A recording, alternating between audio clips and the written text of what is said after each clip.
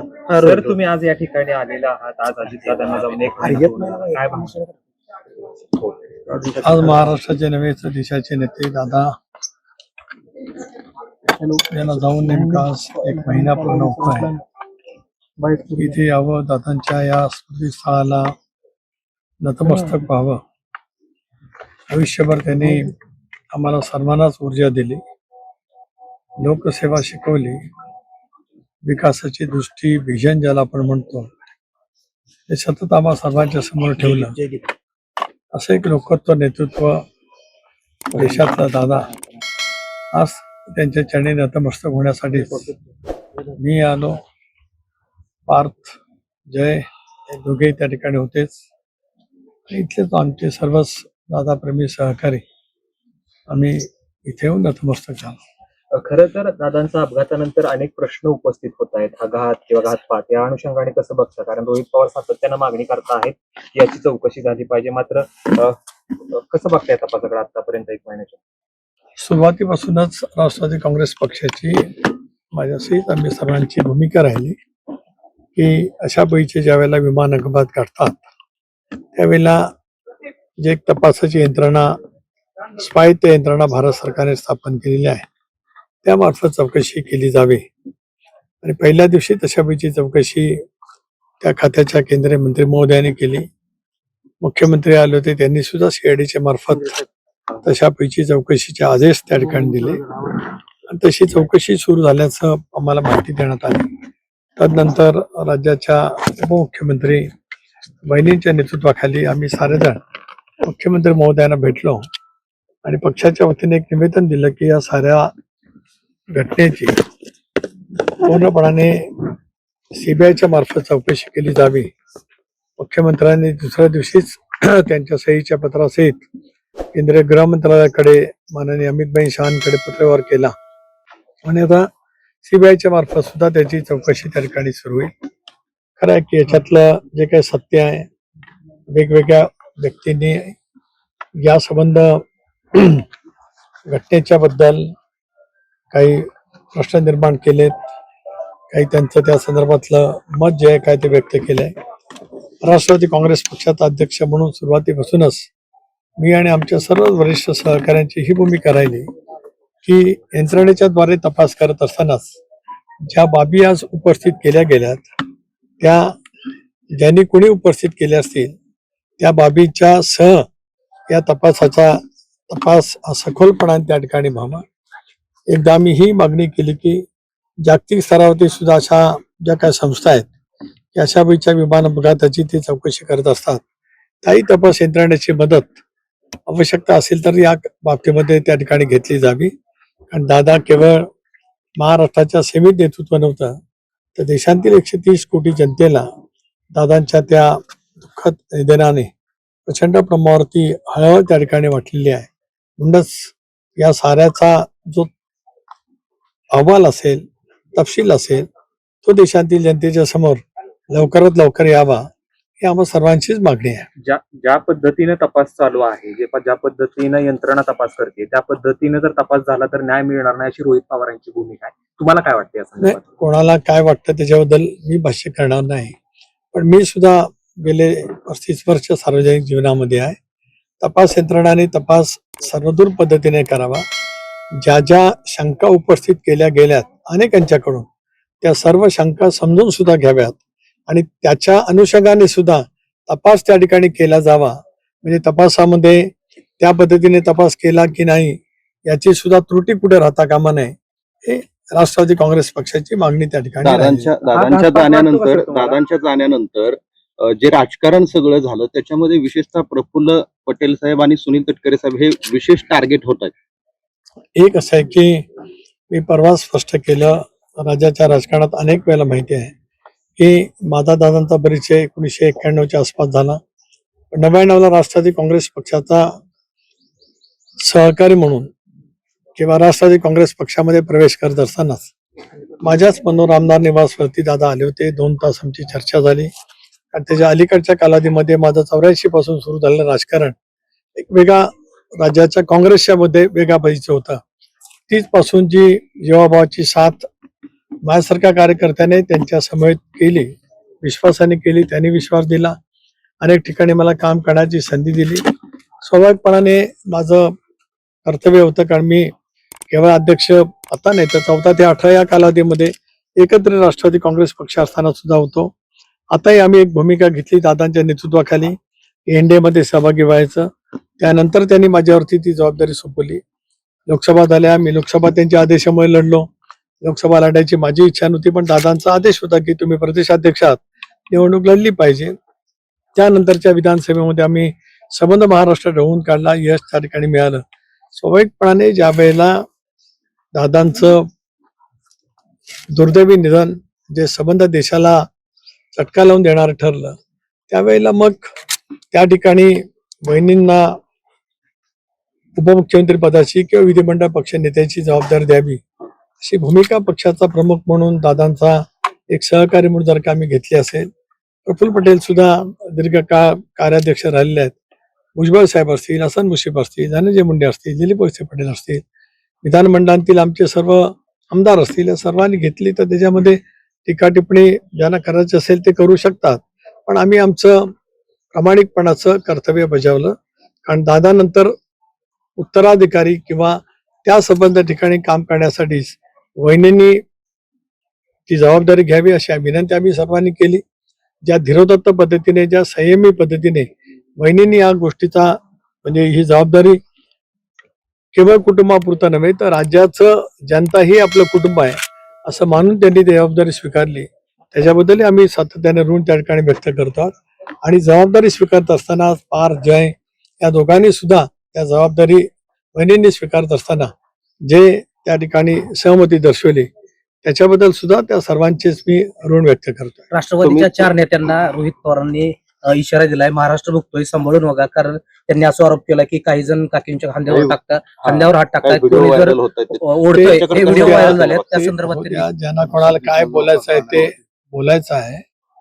एक बाब नक्की आहे की आम्ही निर्णय घेतल्यावर किंवा त्याच्या आधी कोण कुठे काय काय करत होतं, किती दादांच्या वरती प्रखर शहरी टीका करत होते, हे महाराष्ट्राने सुद्धा अनुभवलेलं आहे, काही नवीन नाही. बारामतीमधलं दादांचं भाषण आहे की मी एकटा आहे, बारामतीकर माझ्या सोबत आहेत, हे बारामतीकरांनी सुद्धा दादांच्या भाषणात पाहिलंय. जनसन्मानच्या निमित्ताने मी बारामतीला आलो त्यावेळेला बारामतीमधून निघाली दादांची मिरवणूक हे पाहिलंय. तर काही जण बोलतात तर काही जण 19लाच भाजपला तिकीट मागण्यासाठी कुठे गेले होते त्याची दादांकडे माहिती होती आणि माझ्याकडे माहिती होती. त्याच्यामुळे कोण काय बोलतोय याचं आज मला हे असण्याचं काय कारण नाही. म्हणजे आता वहिनींना दाखवणारी जी सहानुभूती आहे ती वरवरची आहे असं म्हणायचं तुम्हाला? एक असं आहे बरोबरची की कशी आहे हे सुद्धा राज्यातल्या देशातल्या जनतेने अनेक वेळेला अनुभवलेलं आहे. मी ते कुठलेही क्षण केव्हाचे आज काय या ठिकाणी उद्घुत करू इच्छित नाही, पण गेल्या अनेक वर्षात मी माझ्या परवाच्याच बहिणींनी अध्यक्षपदाची सूत्र हातामध्ये घेतली त्यावेळेपासून म्हणजे 25 सप्टेंबर दादांनी 2012 राजीनामा दिला. त्याला मला सकाळी बोलवलं, मला सांगितलं मी राजीनामा देणार. मी माझ्या भाषणात बोललो. एक जवळीक विश्वास दादांसारख्या लोकत्व नेतृत्वाचं संपादन करणं ही सुद्धा माझ्या जीवनातली कसोटी होती. अशा वेळेला ज्यांच्या मनामध्ये काही वेगळ्याच भावना असतील तर ती राहू द्या ना, कारण आम्ही ते अनुभवलं ना. 23 पासून ते दुर्दैवी घटना घडेपर्यंत कोण काय पद्धतीने दादाच्या संदर्भात टीका टिप्पणी करत होतं महाराष्ट्राला त्या ठिकाणी ज्ञात आहे. आणि म्हणूनच आज या ठिकाणी स्मृतीस्थळावरती मी आलेलो आहे. यापेक्षा मला काय या विषयावरती अधिक बोलायचं नाही. ज्या ज्या वेळेला बोलण्याचा प्रसंग येईल त्यावेळेला नक्कीच माझ्याकडे सुद्धा खूप माहिती आहे ना. नाही असेल तर अनेक क्षण माहिती नाही माहिती मांडण्यापेक्षा अनेक क्षणांचा अनेक घटनांचा मी साक्षीदार आहे राष्ट्रवादी काँग्रेस पक्षाच्या गेल्या 26-27 वर्षाच्या वाटचालीमध्ये. मला साऱ्या गोष्टी ज्ञात आहेत. तुम्ही स्मृतीस्थळावरती आज आलेला आहात. अनेक जण म्हणतायत की वहिनी आमच्या काकी आहेत, अमुक आहे. तुमच्या मनामध्ये, पक्षाच्या नेत्यांच्या मनामध्ये सुनेत्रा पवारांच्या बद्दल काय भावना आहे, काय स्थान आहे? आज स्मृतीस्थळावर तुम्ही आहात. मी तर त्या दिवशी माझ्या भावना व्यक्त केल्या जाहीरपणाने. माझ्या भावना ह्याच आहेत की म्हणूनच मी सांगितलं की मी राजधर्म पाळला, मी धर्मशास्त्र पाळला. दादांना सावलीसारखी साथ वहिनींनी आयुष्यभरामध्ये दिली. त्यामुळे दादा आहेत.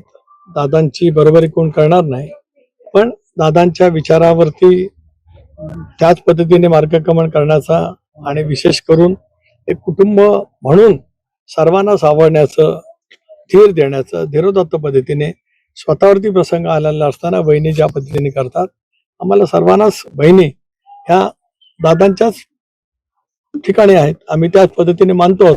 आमच्या भावना त्याच आहेत आणि ह्या आजच आहेत अशातला नव्हे, तर गेल्या अनेक वर्षामध्ये आम्ही त्याच आपुलकीतून किंवा त्याच नात्यातून बहिणींच्या कडे अनेक वेळेला त्यांचं क्रीडा, सामाजिक, वेगवेगळ्या क्षेत्रातलं, स्वच्छतेमध्ये त्यांनी घेतलेलं काम, या सगळ्या परिसरातलं त्यांनी उभं केलेलं विश्व, याची सुद्धा अनेक वेळेला त्यांच्याकडनं माहिती घेऊन आम्ही आमच्याकडे करण्याचा तो प्रयत्न करत आलो. त्यामुळे आमचं स्थान, आमच्या हृदयातलं स्थान तेच आहे.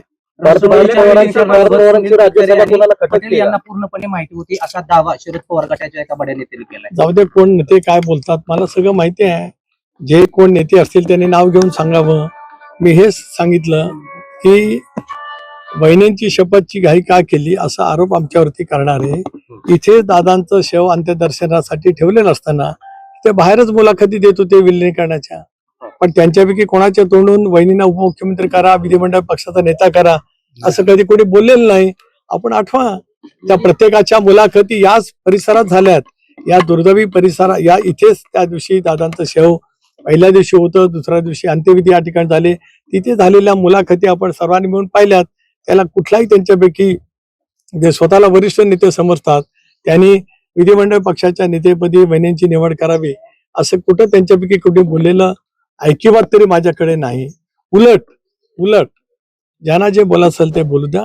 त्या 2-3 दिवसामध्ये कोण कुठे काय कशा पद्धतीने बोलत आलं त्याचं नक्कीच योग्य वेळेला, कारण आज तो क्षण नाही. आज इथे येणं आणि या समाधी स्थळासमोर नतमस्तक होणं, ह्या गेल्या 40 वर्षाची सावली सारखी साथ मला दादांच्या समोर देता आले. तिथं नतमस्तक होणं हे माझं जीवनातलं कर्तव्य. त्या भावनेतून या ठिकाणी आलो.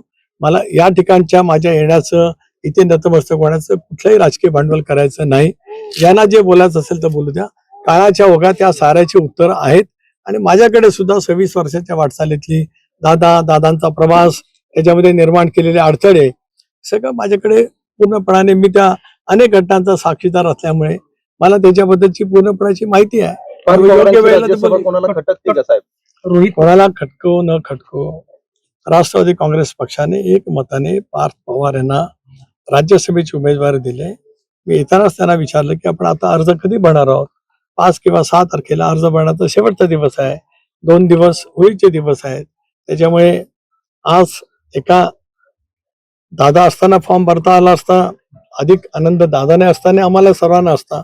पण या संबंध अत्यंत दुर्दैवी स्थितीमध्ये सुद्धा आज पार्थ राज्यसभेवरती राष्ट्रवादी काँग्रेस पक्षाच्या वतीने अर्ज भरतायत. 100% निर्वाचित होतील आणि त्यांचा सुद्धा एक वेगळा प्रभाव देशपातळीवरती आणि संसदेमध्ये पार्थ दादांचा चिरंजीव म्हणून आणि त्यांनी सुद्धा गेल्या अनेक वर्षामध्ये घेतलेल्या अनुभवातून निश्चितपणे चांगल्या पद्धतीने करतील. रोहित पवार हे सातत्यानं अजित पवारांच्या प्रफुल्ल पटेल यांना या presentation संदर्भात मांडतायत ज्ञान आणि आहे. या सगळ्या प्रेझेंटेशन मुळे ज्या दुर्घटनेचे आरोप आहेत त्यांना त्या ठिकाणी मदत होती असा आरोप तुमच्या पक्षाचे अनिल पाटील यांनी केलाय. या आरोपाकडे कसं बघतात? काय काय काय रोहित पवार सातत्यानं अजित पवारांचा जो अपघात झालाय, घातपात झालाय, या संदर्भात प्रेझेंटेशन सादर करतायत.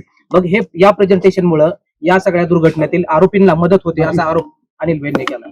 अनिल भाईदासांनी काय मुलाखत दिली मला माहित नाही. मी वारंवार हेच म्हणत आलो, गेले अनेक दिवस म्हणत आलो की आता सीबीआय असेल, भारत सरकारची या अपघाताच्या संदर्भामध्ये जी काही तपास यंत्रणा असेल, या सगळ्या स्वायत्त संस्था आहेत आणि ह्या वरिष्ठ अधिकाऱ्यांच्या देखरेखीखाली तो तपास त्या ठिकाणी होत असतो. जे काही या दुर्घटनेबद्दल ज्याने जे काही व्यक्त केले, कोणी प्रेझेंटेशन केले असेल, त्याच्यासह हा तपास व्हावा ही भूमिका राष्ट्रवादी काँग्रेस पक्षाची आहे असं मी मगाशीच, केवळ आत्ता नव्हेच तर गेल्या अनेक दिवसांच्या मध्ये या विषयावरती ज्यावेळेला माध्यमांशी बोलण्याची वेळ आली त्या वेळेला मी ते गेलेलं आहे.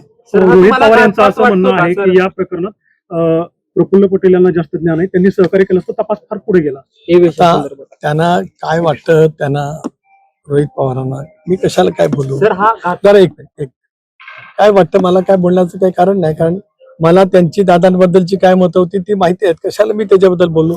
मला एकच एवढं म्हणायचं आहे की या साऱ्या बाबतीमध्ये जे जे मुद्दे उपस्थित केले गेलेले आहेत ते आणि तपास यंत्रणा करत असलेल्या तपासाच्यासाठी त्यांचे जी काय कशा पद्धतीने तपास करावा असं काय जे काय असेल त्या सगळ्या पद्धतीने चौकशी झालीच पाहिजे आणि देशांतील जनतेच्या समोर ती आली पाहिजे. राष्ट्रवादी काँग्रेस पक्षाची भूमिका आहे. धन्यवाद.